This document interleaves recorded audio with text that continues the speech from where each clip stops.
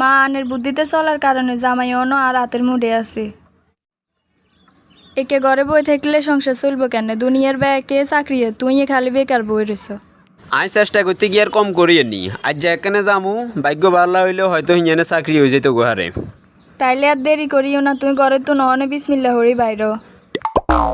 আলহামদুলিল্লাহ অনেক স্বপ্ন সাধনার হরে এই একখান চাকরির ব্যবস্থা করতে পারছি। বেতন মোটামুটি একটা সংসার চালানির মতো। এই মুহূর্তে উচিত বাড়ির যে সুসংবাদ দিয়েইন। কোনো ব্যবস্থা হয়েছে নি? তুঙ্গ দোয়ায় চাকরি একখান ঠিক করিয়ে আইছি। আলহামদুলিল্লাহ। বেতন কত? বেতন কত সেটা জানি তুই কিরবে? আরে না কইলে আর কারে কইবে? কন্যা মানুষ কি এর অন্য কেউ আসেনি। তাও ঠিক কইছ, বেতনের কথা তোর লগে শেয়ার না করলে আর কারে কমু। শুরুতে বেতন 18,000 টাকা উঠবো মাসে, সামনের দিকে আরো বাড়বো। মাসে 18,000, তার মানে দৈনিক 600। মোটামুটি একটা সংসার চলবো। এই হুন কি কই, বেতনের কথা তোর মারে কইবে দরকার নাই। ওরে বেতনের কথা মারে না কইলে আর কারে কমু? আর ওই বুয়া মানসিকের বেতনের কথা কইলে বাড়তি একটা টেনশন ঢুকি যাইব, দরকার নাই বেতনের কথা কইবের। যদি জিজ্ঞাই এলাই আর বেতন কত তাইলে হিগেরে কিয়ে কমু?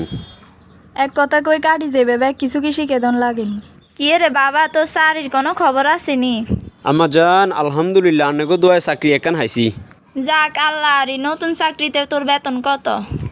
আর বউ তো কইছে বেতনের কথা মারে কইতাম না, সিস্টেমে ঘুরে দিই কথা।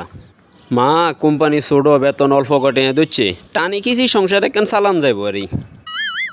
আঙ্গ এত বেশি চাহিদা নাই, কোনো রকম ডাইল ভাত দুগে খাইতে এলে চলছে।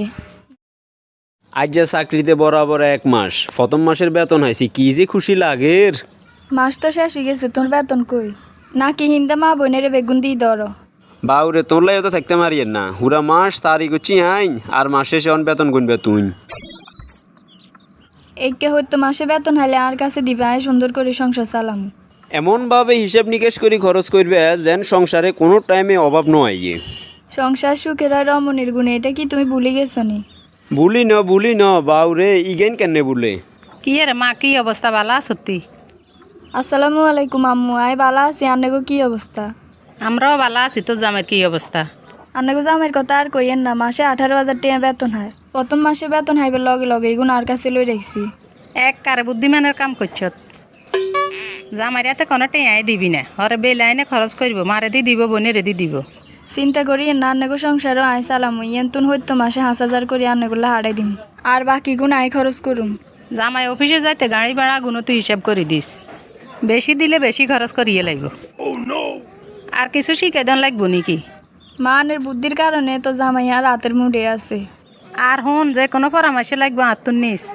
ঠিক আছে মা, রাখি। আর কোনো বালা বুদ্ধি লাগলে আর নতুন পরামর্শ লো, মানের হরে ফোন দিম। কইরে চাই অফিসে যামু গাড়ি বানা দ, যেনে মাস শেষে বেতন আইছি বরাবর তোরে দি দিছি, অন আর পকেট খালি। তোর অফিসের ভাড়া যাইতে 30, আইতে 30, এই নাও 60 টাকা। ও মা বরাবর হাইটে আনি দিলে তো হতে ঘাটে যদি কোনো বিপদ হয় তাইলে আমি চলুম কেনে? আল্লাহ মাফ করো, অলক্ষিয়ে কথা কইও না, তোর কোনো বিপদ হইতো না। এ খালি যাইবিনি চৌমুনি বাজার? গাড়ি লই বাইরে যাই বেললাই তো। কত? যাই 100 টাকা করি, আন্নে 80 টাকা দিয়েন। কিরে বানা তো জন প্রতি 30 টাকা করিয়াছিল চৌমুনি। সেনবাগ তুনছো মনি 30 টাকা আগের দিন ভুলি যান। ব্যাগ কিছুর দাম বাড়ি গেছে, আঙ্গো বাড়াও বাড়ি গেছে। ঘরের মাইনলা আইতে যাইতে 30 টাকা করি 60 টাকা মিলে দিছে। অন্ত আরে যাইবার বানায় কর ড্রাইভারে 80 টাকা। ঘরের মাইনলারে ক্যাশিয়ার বানাই, অফিসে অন আডি যান লাগবো। আমার জন্ম গেল ভুলে ভুলে হইয়া বেগি, ওরে বেতন দিয়া এখন হইলাম ভিখারি আমি। স্যার আজ জানে হঠাৎ মুখ কালা করি বই রইলেন কা? কি কে চিন্তা করে এরেন? আচ্ছা রে তোরা একার কথা জিজ্ঞাইতাম, তুই চাকরির মাস শেষে বেতন যেগুন হা সেগুন কি তোর বোরাতে নিদেস? আর সংসার আয় চালাই, আর কথা মতো আর পরিবেশ চলে, বেতন বৌরাতে দেওয়ার তো প্রশ্নই আইয়ে না। আচ্ছা স্যার, আর নাকি মাস শেষে বেতন ম্যাডামের হাতে নি দেন? না না তোরা এনে জিজ্ঞাই রারি কি র্যাঙ্কে এত বোকানি যে বউরে ক্যাশিয়ার বানাই দিমু। গ্যাস বিল আর বিদ্যুৎ বিল দিতে হইব, 2,000 টাকা দাও। অন আবার টেয়া দিতাম মানি, সেদিন এনে বেতন হাই একেবারে পকেট কাঁচায় বেগুন দিয়ে দিছি তোরে। আর বাপের বাড়ির যে টাকা হারাই দিছি, এটা শিকার রন যাইতো না। এক টাকাও বিনা কারণে খরচ করি না, সব তুঙ্গ সংসারের লাই খরচ করছি, তাই টাকা বাইর করো। আর কাছে আর কোনো টিয়াই নাই। আই জানি তোর কাছে আছে। আইন মাসের মধ্যে দিয়ে টিয়া আগুন কনে হাইতাম, তুই বুঝের মানুষ অবুঝের মতো কথা কিনলাই। বেতনের পাশাপাশি যে বকশিস গুণ হাইছে হি গুণ কই? আঙ্গো এটা এমন এক সারি কোনো বকশিসের সিস্টেম নাই। এত কথা বুঝি নে। 10 মিনিট সময় দিছি জিমুত্তন হারাটে বাইর করো। আল্লাহ রে আমি কিতাম কিনলে যে মাইওলার কাছে বেতনের কথা স্বীকার করছি। পুরা মাস তারি করি মাইওলারে নি বেতন গুণ দিয়ে দিলাম। আল্লাহ দিলে মাইওলা মাসের মধ্যে দিয়ে টিয়া বেগুন কুইত করি অনাবার টিয়া সার। কি রে বাবা তুমি কে মন খারাপ করি বই লিখে? মা কেন যে কইতাম আমনে রে। আরে কন লাগতো না, আমি মোটামুটি তো কাহিনী কদুরে দেখছি। হুন একটা কথা, যে সংসারে বউ প্রধান থাকে সে সংসার কখনো সুখের হয় না। সংসার চালাইবে পুরুষ লোকে, এ পুরুষের ইনকাম কোনো সময় নারীরে কোন ঠিক ন। এগো মা ভুল তো আমি জানে করিয়া লাইছি।